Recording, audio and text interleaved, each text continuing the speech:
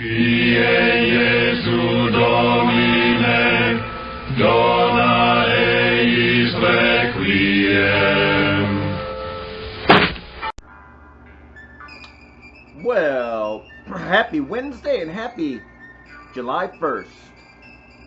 And halfway through the year, and what a strange year it's been. If you would have looked back on January 1st, we would have had no idea what was coming down the road at us. So I'll be curious what the second half of the year holds. I think we're going to see a widening divide about the whole pandemic thing. It's real, but its impact is very debatable. And there are some people who don't like it. There are some people who become pandemic champions, I guess. I don't know what you'd call them there. They completely believe that the Grim Reaper is waiting around the corner. And he is, but he has always been waiting around the corner.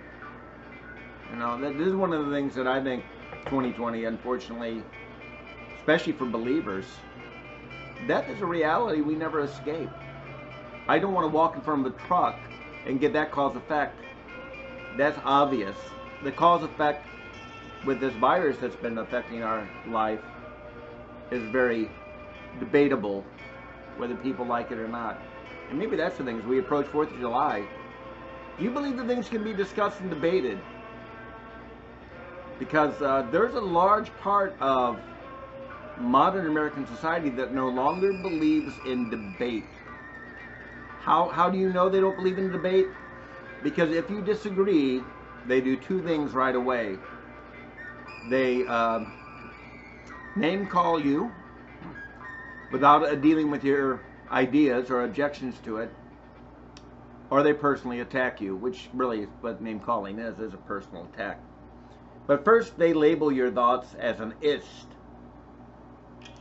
The soup du jour silencing word now is, let's skip Bonanza, is racist. Nobody wants to be a racist. But as I've said on many podcasts now, everybody's bigoted about something. Go examine what your biases are and ask the good Lord to help you overcome them. If you don't think you've got them, you're not being honest with yourself.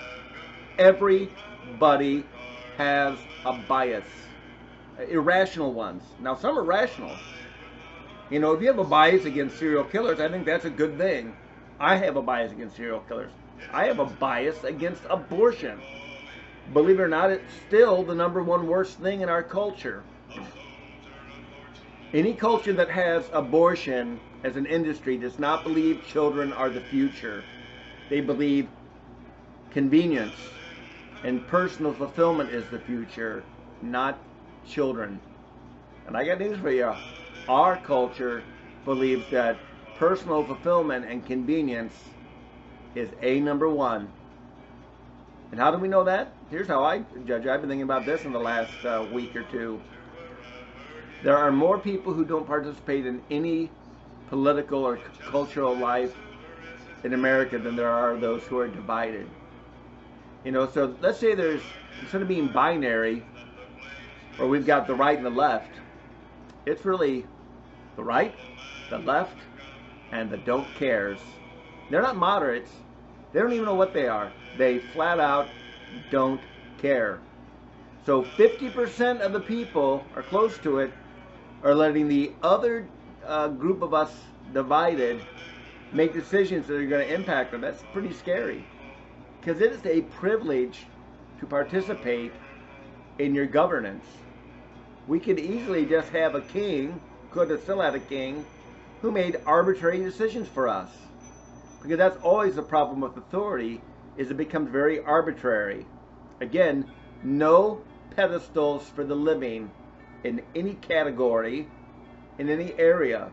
Humanity is subject to poor judgment, to sinfulness, to arrogance, all kinds of things that impact our ability to judge clearly. We don't. But discussion is a good way to have it happen. Study is a good way to have it happen. So these are all things we have to look at. Anyway, happy July, friends. Love that we're coming up on the 4th. We are in the best nation in the world. If you don't believe that, you don't know history, which is rapidly being destroyed, and you ain't looking around the globe at other things. What about Denmark and the Scandinavian countries, Father? You can try moving there if you really think they're good. Hey guys, have a great Wednesday. Bye.